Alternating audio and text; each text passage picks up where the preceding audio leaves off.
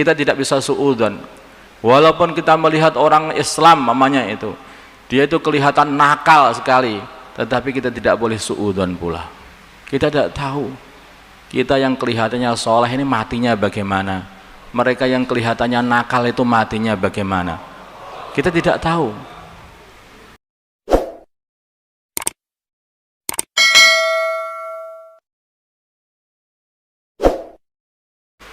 Hadirin yang dimuliakan Allah Subhanahu wa taala, perkara yang paling penting adalah bagaimana kita ini mendapat ridha Allah Subhanahu wa taala di dunia, dan kita mendapat ridha Allah Subhanahu wa taala yang kekal nanti di surganya Allah. Hadirin, orang yang meridhakan Allah, orang yang meridhakan Allah, ridha ini sebetulnya dalam bahasa kita ini kurang lebihnya adalah bermakna puas, memuaskan Allah, menjadikan Allah puas atau senang. Maka di akhirat ganti Allah Subhanahu wa taala akan menyenangkan dia juga, dimasukkan surga Allah Subhanahu wa taala. Di dunia sama, orang dicintai Allah di dunia ini, itulah yang nanti akan dicintai oleh Allah di akhirat. Orang yang dibenci oleh Allah di dunia ini, maka itu pula yang nanti dibenci oleh Allah di akhirat. Maka kalau kita pengen mengetahui apakah diri kita ini termasuk orang yang dibenci Allah atau orang yang dicintai Allah, maka lihat diri kita di dunia ini. Tidak bisa kita katakan walaupun saya ini seperti ini di dunia, nggak pernah sholat, nggak pula puasa, nggak pernah zakat, nggak pernah ini, nggak pernah itu semuanya, tapi tunggu dulu nanti kalau aku di akhirat. Ya enggak. Kalau di dunia ini kita ini tidak benar amalannya, ya di akhirat nggak disukai oleh Allah juga. Di dunia tidak disukai Allah, di akhirat tidak disukai Allah. Tapi hadirin yang dimuliakan Allah Subhanahu wa taala, kita tidak bisa melihat saudara kita Islam yang mereka ini masih amalannya belum lurus, atau bahkan melihat makhluk Allah, manusia yang dia ini belum beriman begitu.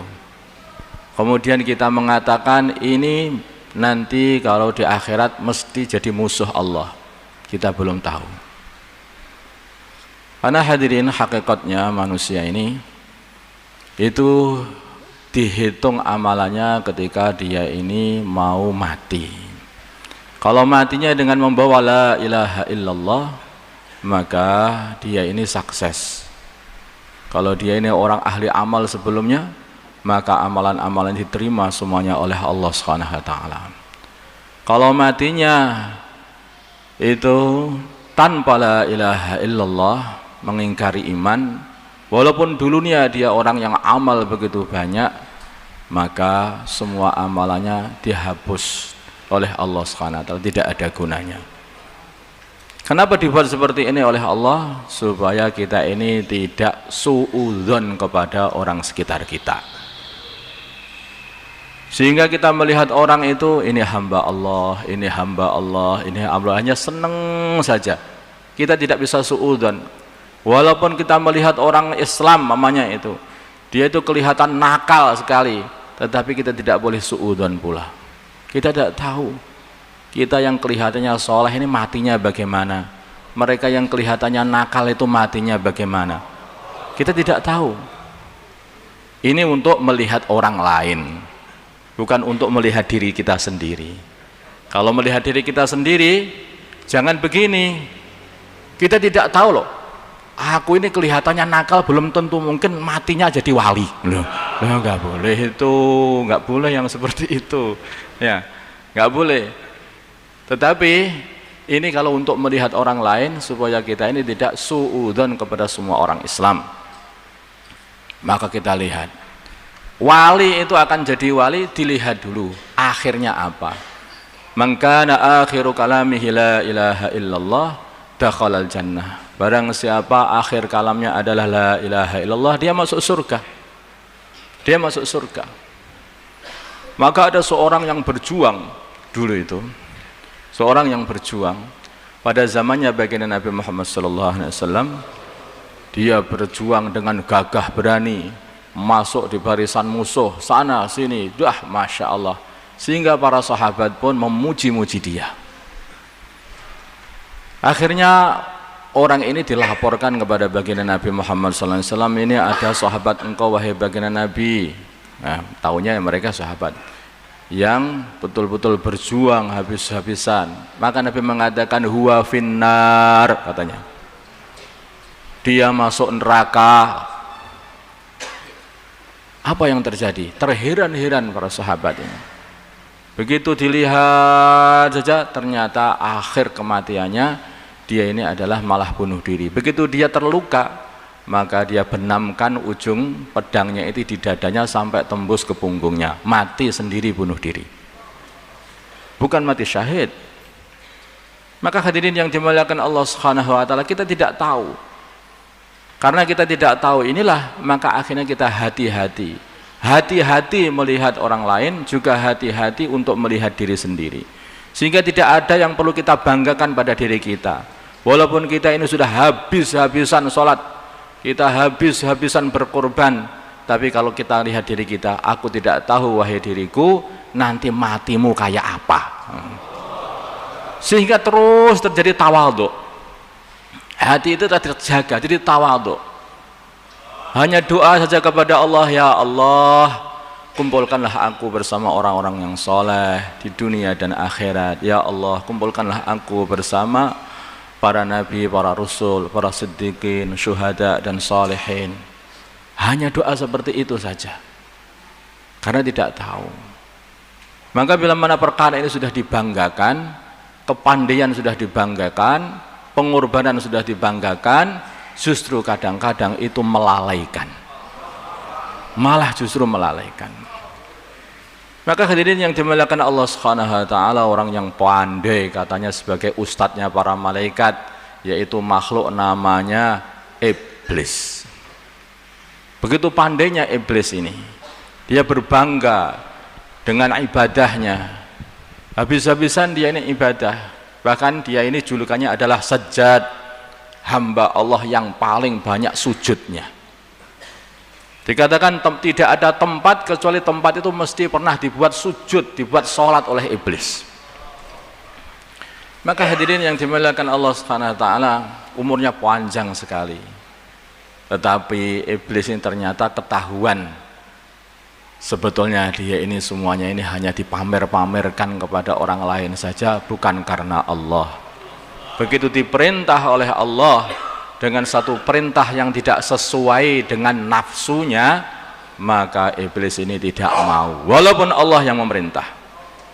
Maka Allah kata kepada iblis, wahai iblis, apa yang membuat kamu tidak mau bersujud kepada Adam ketika aku perintah kamu untuk sujud kepada Adam? Hadirin yang dimuliakan Allah Subhanahu wa taala, maka iblis mengatakan, saya lebih baik daripada dia. Kayaknya dia itu mengajari Gusti Allah, saking pinter ya. Loh, ya Allah, saya kan lebih baik daripada dia. Karena engkau ciptakan aku dari api dan engkau ciptakan Adam dari tanah. Itu kan berarti tanah dengan api berarti lebih bagus api. Kenapa saya harus sujud kepada Adam? Ini salah, ini perintahnya salah, harus diganti ini. Loh, kayak seperti itu. Hadirin, dia tidak mendapat kemuliaan dengan kesombongan itu, diusir oleh Allah Subhanahu wa taala. Pergi kamu. Sehingga dia diusir, tidak lagi bertemu dengan para malaikat, tidak berkumpul dengan para malaikat lagi. Diusir. Tetapi dasar kalau orang itu sombong, maka tidak mau bertobat. Tetapi dia mau mengatakan, kalau engkau usir aku, ya kalau begitu anak cucu Adam akan aku usahakan keluar dari agama, biar masuk neraka kabeh bareng. Daripada aku dewe, daripada saya sendiri yang masuk neraka, ya cari teman, ya biar anak Adam saja bawa saja ke neraka sekalian. Masya Allah, ini ada orang itu pemikiran seperti itu juga, makhluk seperti itu. Kalau kita berpikiran seperti itu, kalau saya sudah salah, ya sekalian yang lain biar salah. Nah ini nggak boleh nih. Ini iblis Pak itu. Kadung basah, sudah kadung basah ya sekalian nyelup sekalian aja. Itu iblis. Kalau orang itu basah kena najis sedikit, cobalah dicuci, nanti kamu jadi suci. Jangan ketika najis sedikit, kesalahan sedikit ditambahi lagi, ya sudah kadung basah, teruskan aja. Itu iblis. Hadirin yang dimuliakan Allah Subhanahu wa taala. Sebetulnya Allah Subhanahu wa taala ini sini dalam urusan iblis dan para malaikat, ini Allah pengen tunjukkan bagaimana kemuliaan Nabi Adam alaihissalam. Kemuliaan bagi Adam ini bukan dari keturunannya. Memang Nabi Adam adalah keturunan tanah. Kalau malaikat adalah keturunan nur, cahaya. Saya katakan keturunan, maksudnya dibuat dari cahaya. Karena dibuat dari turunannya cahaya. Nah kalau kita ini berkata, loh, kamu itu apa? Wong kamu itu turunannya tanah aja loh. Hadirin yang dimuliakan Allah Subhanahu wa taala, sedangkan iblis ini adalah keturunan dari api. Memang kelihatannya kalau dilihat di sini ini tanahlah yang paling lemah kalau sekilas tampak. Yang paling tinggi adalah nur, cahaya. Kemudian api, kemudian tanah. Allah Subhanahu wa taala perlihatkan hadirin yaitu kemuliaan ilmu. Sebelumnya Nabi Adam alaihissalam telah dikasih ilmu oleh Allah Subhanahu wa taala, wa 'allama Adamal asma'a kullaha. Allah Subhanahu wa taala kasih ilmu, diajari Nabi Adam ini ilmu segala macam nama-nama benda-benda semuanya. Maka setelah itu Allah Subhanahu wa taala berkata kepada para malaikat dan juga kepada iblis itu berkata, kamu tahu nama-nama benda-benda ini? Mereka, kami tidak tahu ya Allah. Adam, sebutkan nama-nama ini. Sebutkan semua oleh Nabi Adam AS. No, Adam lebih alim daripada kalian semuanya. Kemudian Allah Subhanahu wa taala perintah mereka, si malaikat dan iblis diperintah oleh Allah Subhanahu wa taala supaya bersujud kepada Nabi Adam karena ilmunya, bukan karena keturunannya. Tetapi iblis salah faham, dikira itu orang itu mulia dari keturunannya, bukan dari ilmunya, dari keturunannya. Maka dia salah, begitu salah maka dia ini akhirnya jadi tersesat. Orang itu kalau salah, contohlah salah yang telah dibuat oleh Nabi Adam alaihissalam. Nabi Adam ini juga pernah salah, tapi Nabi Adam ini ketika salah terus bertaubat. Berarti dua orang yang berbeda, dua makhluk berbeda. Kalau Nabi Adam salah bertaubat, kalau iblis salah malah ndadi, tambah lagi. Hadirin yang dimuliakan Allah Subhanahu wa taala, amalan taubat ini bukanlah amalan yang hina, tidak. Amalan taubat memperbaiki diri ini amalan yang sangat mulia di sisi Allah Subhanahu wa taala. Kalau kita sudah salah, balik lagi kita salah ini, perbaiki diri, maka itu sangat dicintai oleh Allah. Maka diceritakan dalam kitab Riyadhus Shalihin di bab taubat juga dibaca, yang di situ itu bahwa Allah Subhanahu wa taala lebih lagi bergembira, senang mendengarkan tobatnya hamba, melebihi seorang hamba yang dia ini melakukan satu perjalanan di tempat yang kering kerontang, padang pasir, membawa kendaraan dan perbekalannya, ditinggal istirahat, semua kendaraan dan perbekalannya hilang. Kemudian sudah putus asa, sudah putus asa. Tinggal tidur, tak mati neng kene aja, sudah di sini aja saya mati. Begitu bangun-bangun kendaraannya sudah datang, saking gembiranya dia mengatakan, ya Allah, benar betul engkau adalah hambaku dan aku adalah Tuhanmu, katanya. Keliru ngomong, saking bahagianya. Allah Subhanahu wa taala lebih bahagia daripada orang yang seperti ini ketika mendengar taubatnya hamba. Ketika melihat taubatnya hamba. Maka hadirin yang dimuliakan Allah Subhanahu wa taala, Selalu orang-orang yang soleh zaman dulu itu selalu taubat itu dilakukan. Semakin orang itu bersih, maka semakin banyak tobatnya, kembali lagi kepada Allah, kembali lagi kepada Allah. Baginda Nabi kita Muhammad sallallahu alaihi wasallam, beliau ini katakan, aku ini bertaubat kepada Allah setiap hari 70 kali dalam riwayat Bukhari. Dan riwayat Muslim, aku tobat kepada Allah setiap hari 100 kali. Baginda Nabi, kenapa begitu banyak? Apa dosanya banyak? Enggak. Perkara itu kalau bersih, orang itu bersih, itu selalu dibersihkan. Masjid ini suci, maka setiap hari dibersihkan saja walaupun tidak ada najisnya. Ya, walaupun tidak ada najisnya. Tetapi kalau orang itu kadang-kadang kalau tempat itu tempat kotor, itu seperti jalanan begitu, enggak ada orang itu yang nyapu dan ngepel jalanan, itu enggak ada. Karena tempat itu diinjek-injek manusia semuanya. Di situ ada telek, di situ ada macam-macam. Kelihatannya bersih, tapi itu mungkin najis juga, saya enggak tahu. Tetapi ini beda lagi dengan urusan fikih ya, saya katakan. Nah, ini kotor, tetapi tidak ada orang yang nyapu. Maka begitu juga, kalau orang itu bersih, makin bersih seseorang, makin sregep membersihkan diri. Demikian juga kalau orang itu kotor, makin kotor seseorang, makin dia itu malas untuk membersihkan diri. Maka hadirin yang dimuliakan Allah Subhanahu wa taala, seperti anak kecil itu, kalau orang itu sudah paham mengenai pentingnya kebersihan seperti orang yang sudah dewasa, maka begitu kotor, maka dia itu langsung bersihkan dirinya.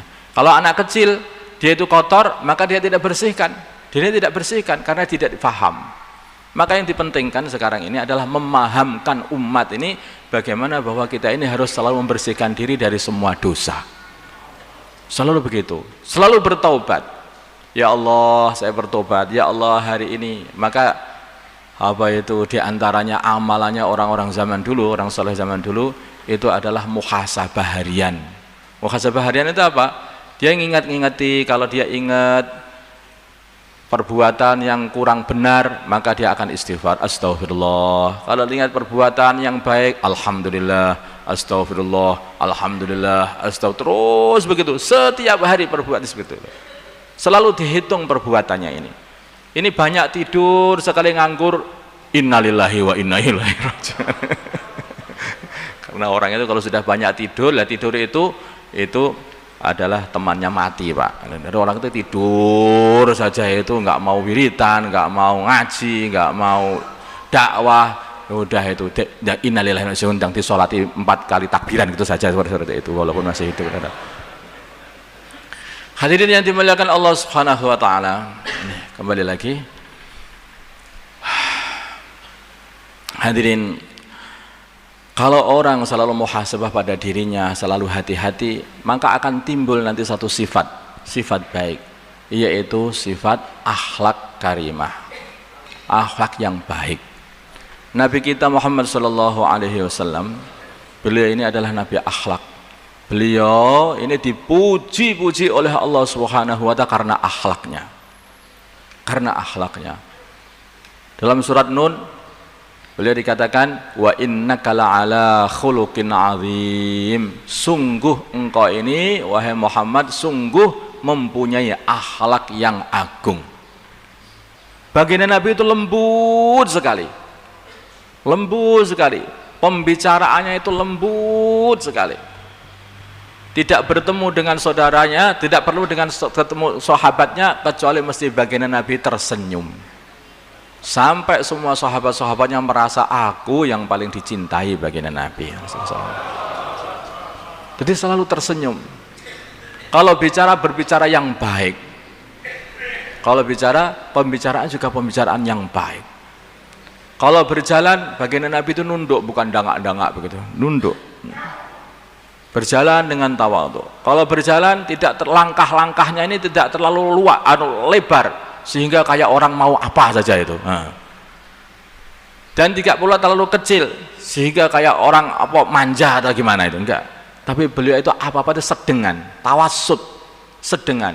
Mulai jalannya saja orang nampak jalannya baginda Nabi, bisa dapat hidayah. cara jalannya sudah pas, cara ngomongnya juga pas, ketemu anak kecil juga, anak kecil seneng, ketemu orang tua seneng. Hadirin yang dimuliakan Allah SWT, baginda Nabi itu kalau ketemu anak-anak kecil pun beliau mengatakan assalamualaikum, waalaikumsalam. Lah, ketemu anak kecil, beliau pun perhatian kepada anak-anak kecil. Pernah satu syekh Quraisy ini datang kepada baginda Nabi atas permintaan orang-orang Quraisy seperti Abu Jahal dan yang lain-lainnya waktu beliau masih di Mekah. Hadirin yang dimuliakan Allah SWT, syekh Quraisy ini datang kepada baginda Nabi, namanya Husain, Syekh Husain. Maka Syekh Husain ini berkata kepada Nabi, wahai Muhammad, aku mendengar kamu ini kok bikin resah saja di kaum sini, kamu itu meresahkan masyarakat. Loh, ada apa loh mbah? Itu loh katanya kamu itu kok ngolok-ngolok Tuhan mereka. Maka baginda tidak menjawab apapun. Maka baginda Nabi mengatakan, Tuan, kalau Tuan ini ada permasalahan, ada kesulitan, maka Tuhan yang mana yang Tuhan mintai pertolongan? Maka orang ini mengatakan, ya Tuhan yang ada di langit katanya. Maka baginda Nabi mengatakan, Tuan, kalau Tuhan itu mintanya selalu kepada Tuhan yang ada di langit, maksudnya Allah Subhanahu wa taala maksudnya. Lalu kenapa Tuhan itu kok menyembah kepada selain Tuhan yang ada di langit? Maka hadirin, dia diam saja. Betul juga. Ya terus bagaimana baiknya? Ya masuk Islam toh, asyhadu alla ilaha illallah anna Muhammad Rasulullah. Dengan kelembutan. Ada juga anak muda yang nakal datang kepada baginda Nabi. Maka anak muda itu mengatakan, wahai Rasulullah sallallahu alaihi wasallam, izinilah aku untuk berzina. Jadi kurang ajar orang ini. Hadirin baginda Nabi itu hanya dijak ngomong begini, maukah kamu, apakah kamu ridho boleh anakmu dizinai orang lain? Enggak boleh, marah saya. Apakah kamu boleh ibumu dizinai orang lain? Tidak boleh. Apakah kamu boleh saudara perempuanmu dizinai orang lain? Tidak boleh. Demikian juga orang lain. Tidak boleh anaknya, saudaranya, ibunya dizinai. Maka gimana? Oh iya betul kalau begitu itu. Sudah. Aku tidak akan melakukan selamanya dan tidak akan dan aku akan jadikan perzinaan ini adalah satu amalan yang paling aku benci di dunia dan di akhirat katanya. Maka hadirin yang dimuliakan, perkataan yang lembut baginda Nabi menjadikan orang faham, bukan malah dimarahi habis-habisan, bukan, tetapi dijak ngobrol tenang, pelan-pelan begitu sampai faham. Hadirin, beliau itu kalau ngomong dikatakan kalau bicara bukan hanya sekali, enggak, kalau masih belum paham maka akan diulang-ulang sampai 3 kali sampai bisa difahami. Dan beliau juga menyarankan kepada umat ini supaya selalu berlaku lembut. Innar rifqa la yudha'u ala syai'in illa zanah. Sesungguhnya kelembutan itu tidak diletakkan kepada apapun kecuali mesti akan menghiasinya. Mesti akan menghiasinya. Maka biasakanlah kita ini berlaku lembut insyaallah kepada siapapun. Insyaallah Bang ya. Kita buat seperti itu. Kita buat seperti itu. Itu sunnah. Kita sudah banyak bicara sunnah, siwak sunnah, ya nah. Siwak sunnah, coba sunnah, serban sunnah, coba akhlak yang baik. Ada yang mengatakan akhlak yang baik sunnah, belum banyak orang yang mengatakan seperti itu. Kelembutan sunnah, belum banyak yang berkata seperti itu. Maka kalau kita terus katakan kelembutan sunnah, bicara dengan lembut sunnah, lemah lembut itu sunnah, maka hadirin yang dimuliakan Allah SWT, tentu saja itu juga kalau kita sering bicarakan, nanti akhirnya juga kita akan mudah untuk mengamalkannya. Semua perkara dimulai dari berbicara. Kalau sudah banyak dibicarakan, nanti akhirnya juga akan mudah kita amalkan. Hadirin yang dimuliakan Allah Subhanahu wa taala, alhamdulillah saya sudah bisa datang ke sini ini takdir Allah Subhanahu wa taala. Di kemarin itu habis Jumatan saya itu langsung ada tiket enggak kira-kira? Habis Jumatan kemarin tuh kira-kira ada tiket enggak? Kalau ada tiket artinya saya ditakdirkan datang ke Makassar. Kalau nggak ada tiket artinya kapan-kapan datang ke Makassar. Saya lihat, wah ada tiket semua yang lengkap, alhamdulillah, langsung berangkat ke sini. Jangan ditunda-tunda. Kalau memang ada kebaikan datang kepada hati, pengen kebaikan hati, langsung jangan ditunda-tunda. Seperti halnya seseorang, kalau kita ini mentaskil seseorang untuk masuk Islam, ya dah, untuk masuk Islam. Kalau seseorang sudah datang pengen masuk Islam, jangan ditunda-tunda. Nanti takutnya setan datang untuk merusakkan niat baiknya. Nah, maka kita juga begitu. Dirasakan di hati, kok pengen keluar 4 bulan, ya jangan keluar gitu saja lah. Jangan ditunda-tunda, nanti datang setan, nanti buyar lagi nanti niatnya. Jangan ditunda. Apa kalau sudah niat kebaikan, itu yang cepat-cepat disegerakan, yang segera-segerakan. Bahkan baginda Nabi katakan, kalau anak perempuan itu sudah ketemu jodohnya, sudah pas, sedang cepat dinikahkan itu. Karena itu kebaikan juga. Itu kebaikan juga. Hadirin yang dimuliakan Allah Subhanahu wa taala, senang kali bisa datang ke sini bertemu dengan saudara-saudara semuanya, dan intinya yang paling penting ini adalah bagaimana kita bisa menjalin ukhuwah Islamiyah dan kita bisa yaitu menjalin silaturahim dengan seluruh saudara-saudara Islam kita ini di seluruh dunia ini semuanya. Insyaallah Pak Nge. Kita ini harus punya prinsip, semua ahlu la ilaha illallah itu adalah saudara kami. Semua ahlu la ilaha illallah adalah saudaraku, adalah saudaraku. Yang pakai kopiah atau yang gundulan, ya, yang pakai jubah atau yang pakai kaos, yang pakai sarung atau yang pakai celana atau yang semuanya itu asal ahlu la ilaha illallah, mereka itu adalah saudara kita. Mereka saudara kita. Mereka berhak untuk kita sayangi, mereka berhak untuk kita cintai. Mereka itulah kita tidak tahu. Mungkin dengan hubungan kita dengan orang-orang Islam semuanya inilah akhirnya kita ditolong oleh Allah Subhanahu wa taala, diringankan hisab kita nanti di akhirat sana. Maka dikatakan perbanyaklah kenalan dengan orang-orang Islam. Perbanyaklah kenalan dengan orang-orang Islam. Ada satu rombongan dikirim ke neraka dan satu rombongan dikirim ke surga. Maka rombongan ini berpapasan di tengah jalan. Maka seorang ini, loh fulan mau kemana? Rombongan yang ke surga bertanya, ada seseorang yang dikenal dikirim ke neraka. Fulan mau kemana kamu? Saya ini lagi dikirim ke neraka. Loh nggak usah ikut sana, ikut rombongan kami aja. Diizini oleh Allah, akhirnya masuk rombongan, ikut ke rombongan ke surga. Ini barokahnya kenalan.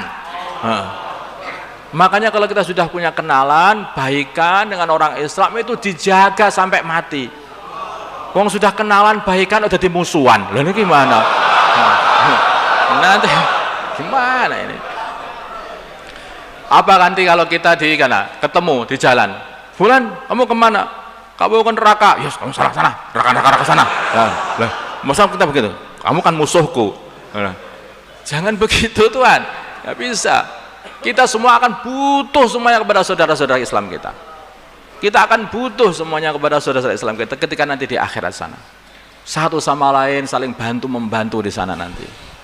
Hadirin yang dimuliakan Allah Subhanahu wa taala, mereka hafid Quran, dikasihi oleh Allah Subhanahu wa taala, yaitu bisa mensyafaati ahli keluarganya sampai 10 ahli keluarga.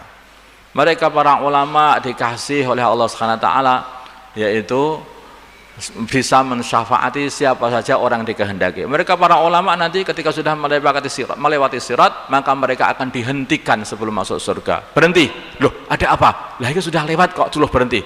Balik, berhenti. Apa ada apa? Syafaatilah orang siapa saja yang kamu mau, katanya.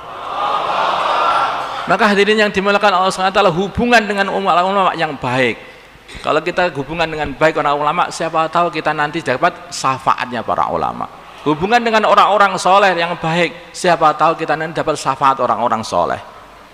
Maka Imam Syafi'i radhiyallahu ta'ala anhu, beliau mengatakan, uhibbus solihina walastu minhumu la'alli analu minhumus syafa'ah. aku ini cinta kepada orang-orang soleh walaupun aku ini tidak termasuk orang soleh. Imam Syafi'i, orang itu kalau soleh beneran itu nggak ngaku soleh kecuali namanya soleh. Kalau soleh beneran itu nggak ngaku soleh orang itu. Uhibbus salihina walastu minhumu, aku ini seneng cinta kepada orang-orang soleh walaupun aku ini tidak termasuk golongannya orang soleh. La'alli analu minhumus syafa'ah, semoga aku mendapatkan syafaah dari mereka, aku dapat dibela oleh mereka sehingga aku dapat masuk surga nanti di akhirat. Ini Imam Syafi'i. Imam Syafi'i pengen hubungan dengan orang-orang soleh. Wa akrahu man tijaratuhul ma'asi walau kunna sawa'an fil bidha'ah, dan aku tidak menyukai orang yang suka berbuat maksiat walaupun sebetulnya aku ini juga tukang ahli maksiat, katanya. Walaupun kita ini masih kotor, walaupun kita ini tukang maksiat, tapi jangan ridho dengan kemaksiatan. Jangan ridho dengan kemaksiatan. Aku tidak suka dengan kemaksiatan, tidak suka pada orang yang berbuat maksiat walaupun aku sama-sama dengan maksiat. Suatu hari nanti kita ini akhirnya dirubah oleh Allah jadi orang yang soleh. Katanya itu orang yang bisa berhenti dari merokok itu dimulai dari benci rokok. Betul nggak Pak? Aku nggak ngerti itu. Yang sudah pengalamannya siapa ya?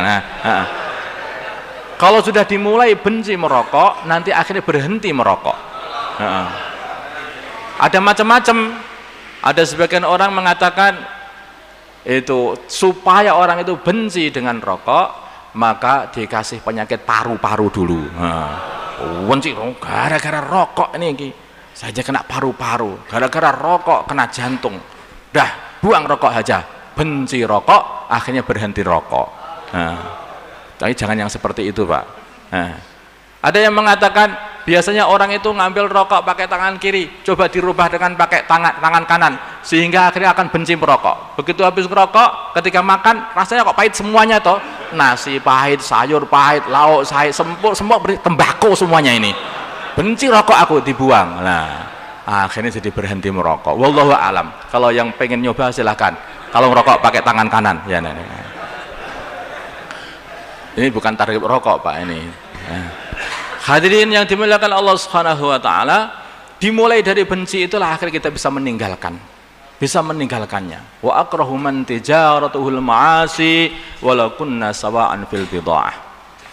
Hubungan dengan orang-orang soleh itu akan mendatangkan kebaikan-kebaikan. Insyaallah Bang nggih. Kemudian saya juga karena di sini itu juga campur ya, sebagian ada mungkin para orang-orang pondok dan begini. Jadi para ulama pondok itu mereka ini adalah fungsinya adalah seperti orang tua. Kalau melihat umat, lihatlah umat ini sebagai anak-anaknya. Baginda Nabi kita Muhammad SAW, beliau ini juga pengajar. Ada dua halaqah. Ketika baginda Nabi keluar dari rumah beliau, maka ada dua halaqah di masjid ini. Ada halaqah zikir dan ada halaqah taklim, sama anak-anak belajar, orang-orang belajar, para sahabat pada waktu itu. Maka beliau mengatakan, kamu dua halaqah ini adalah halaqah yang baik dua-duanya, tetapi aku duduk di halaqah taklim saja. Innama bu'istu mu'allima, karena aku ini diutus untuk mengajar. Baginda Nabi itu mengajar. Maka itulah baginda Nabi itu adalah kalau seorang ulama ini harus kiblatnya kepada baginda Nabi. Seperti apa akhlaknya seorang ulama? Seperti akhlaknya baginda Nabi SAW kepada umat. Allah katakan, an-nabiyyu aula bil mu'minina min anfusihim wa azwajuhu ummahatuhum. Istri-istri baginda Nabi dijadikan oleh Allah SWT sebagai ibu-ibunya umat. Artinya baginda Nabi adalah bapaknya umat. Maka sikapnya baginda Nabi kepada umat itu seperti seorang bapak kepada anak. Sayang begitu. Coba baginda Nabi nanti ketika di mahsyar, ya nah, ketika kita sudah selesai mahsyar, ya di mahsyar. Ketika semua manusia sudah tidak bisa menyelesaikan permasalahan, maka baginda Nabi mengatakan analaha. Nabi Adam, Nabi Nuh, Nabi Ibrahim, Nabi Musa, Nabi Isa, semuanya angkat tangan, nafsi, nafsi, nafsi. Aku yang bisa aku pikirkan adalah diriku sendiri, aku tidak bisa mengatakan apa-apa. Datang kepada baginda Nabi Muhammad SAW, maka baginda Nabi mengatakan, analah, analah, ini adalah bagianku. Semua umat manusia disyafaat di baginda Nabi, diselesaikan semua masalahnya. Itu. Ini pertama kali jasa baginda Nabi kepada umat manusia. Kemudian baginda Nabi sayangnya kepada umatnya, maka beliau ditunggu umat baginda Nabi ini di haud. Beliau mengatakan, ana faradukum alal haud, aku akan mendahului kalian di haud, di telaga baginda Nabi Muhammad SAW. Beliau baginda Nabi dikasih telaga yang begitu luas, yang gelas-gelasnya itu jumlahnya tidak bisa dihitung, jumlahnya seperti jumlahnya bintang-bintang di langit, dikatakan seperti itu. Hadirin yang dimuliakan Allah Subhanahu wa taala, maka baginda Nabi meminumi umatnya ini, kasih rombongan ini, rombongan ini, rombongan ini semua. Memang ada rombongan yang ketika datang musuhan baginda Nabi itu ditolak, dicegat sama para malaikat, disingkirkan. Loh, kenapa itu? Itu teman-temanku, kenapa engkau singkirkan? Maka para malaikat mengatakan, engkau tidak tahu wahai baginda Nabi, mereka ini telah mengganti agama setelahmu, katanya. Maka hadirin yang dimuliakan Allah Subhanahu wa taala, hanya mereka yang ikut baginda Nabi itulah yang akan bisa sowan dengan kepada baginda Nabi Muhammad SAW nanti di akhirat. Bukan hanya itu saja, nanti baginda Nabi akan datang di mizan membantu umat ini lagi. Lebih sayang kepada umat ini, kepada kita ini melebihi bapak kita. Di waktu itu bapak kita, mbah-mbah kita sudah nggak tahu. Pak, saya minta tolong Pak, awake dhewe gak dhewe, ojo ngaku-ngaku aku bapakmu. Yauma yafirrul mar'u min akhi wa ummihi wa abihi wa sahibatihi wa banihi. Di waktu itu sudah semuanya sendiri-sendiri, mikir diri sendiri-sendiri. Yang masih memikirkan umat hanya baginda Nabi.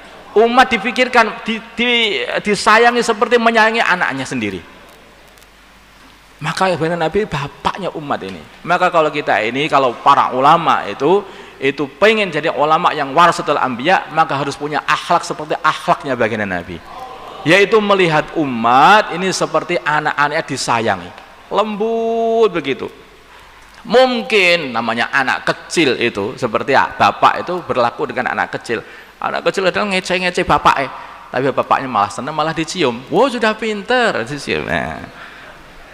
Nah, disuruh duduk malah berdiri, suruh berdiri malah duduk. Tapi apa, bapaknya malah apa? Malah senang. Oh, sudah pinter berdiri. Itulah caranya seperti itu. Lah baginda Nabi Muhammad SAW juga begitu, sayang kepada umat. Maka kalau warasatul anbiya ini sayang kepada umat seperti sayangnya baginda Nabi kepada umat, maka jadilah ini mungkin nanti juga akan temukan oleh kepada baginda Nabi Muhammad SAW dengan baginda Nabi SAW nanti di akhirat. Insyaallah, okay? Demikian juga bagaimana umat ini juga ketika melihat para ulama masih melihat para nabi kepada baginda Nabi, yaitu memperlakukannya seperti bapaknya. Itu apa-apa itu ditanya sana sini. Akhirnya terjadi apa? Terjadi kerukunan. Sejak dulu seperti itu. Dulu Sayyidina Abu Bakar As-Siddiq radhiyallahu anhu juga mempunyai orang-orang yang diajak bicara. Mereka ada para ulama juga. Dulu Sayyidina Umar, beliau itu juga punya orang-orang yang diajak bicara. Mereka adalah para ulama. Di antaranya adalah Sayyidina Ali radhiyallahu anhu. Di antara juga Sayyidina Abdullah bin Abbas juga diajak bicara di dalam permusyaratan beliau. Maka hadirin yang dimuliakan Allah Subhanahu wa taala, kalau umat ini bersatu, yang awam, yang ulama, yang pengusaha, yang pejabat, yang umara, semua yang menyatu untuk yaitu mengerjakan agama ini, maka hadirin, harapan kita untuk bisa mengamalkan agama dengan sempurna ini nanti insya Allah akan terwujud. Kalaupun itu belum terwujud dan kita sudah usaha seperti itu, nanti oleh Allah SWT juga akan dikasih pahala seperti kayak kita sudah mewujudkan perkara itu semuanya. Insya Allah, seseorang kalau menghafal Al-Quran kemudian dia belum selesai menghafal, maka akhirnya dibangkitkan dari kubur dalam kondisi sudah hafal Al-Quran. Orang itu karek niatnya, kalau niatnya itu baik, kebaikan semuanya, maka akhirnya juga dia nanti akan dapat pahala walaupun dia belum sampai niat itu. belum sampai dikerjakan, tetapi dia akan dapat pahala seperti niat gitu. Insyaallah Bang ya. Ya Allah, doa kepada Allah Subhanahu wa taala supaya umat ini disatukan dan supaya umat Islam semua bersatu dan semua umat ini saling cinta mencintai, dan semua apa saja yang ada dalam hati ghil, tidak enak, dendam, semuanya dihilangkan oleh Allah Subhanahu wa taala dari hati umat ini, seperti ahli surga. Ahli surga ini sifatnya, Pak, wa naza'na ma fi sudurihim min ghillin ikhwanan ala sururin mutaqabilin. Ahli surga itu oleh Allah Subhanahu wa taala dicabut rasa dendamnya kepada saudaranya. Hanya ada rasa sayang tok kepada saudara Islamnya. Kalau kita pengen jadi ahli surga yang masih di dunia, maka dibuat sekarang. Nanti tinggal plung utusan masuk surganya. Nah, insyaallah Pak. Sudah lama sekali. Okay. Allahumma shalli ala sayyidina Muhammad wa ala sayyidina Muhammad wa sallaita ala sayyidina Ibrahim wa ala ali sayyidina Ibrahim wa barik ala sayyidina Muhammad wa ala sayyidina Muhammad wa barakta ala sayyidina Ibrahim wa ala ali sayyidina Ibrahim fil alamin innaka Hamidum Majid. Allahumma arham umat sayyidina Muhammad, Allahumma ighfir li umat sayyidina Muhammad, Allahumma aslih umat sayyidina Muhammad, Allahumma alih baina qulubi umat sayyidina Muhammad, Allahumma ansur umat sayyidina Muhammad, Allahumma asbihim sultanan nasira wa sallallahu ala sayyidina Muhammad.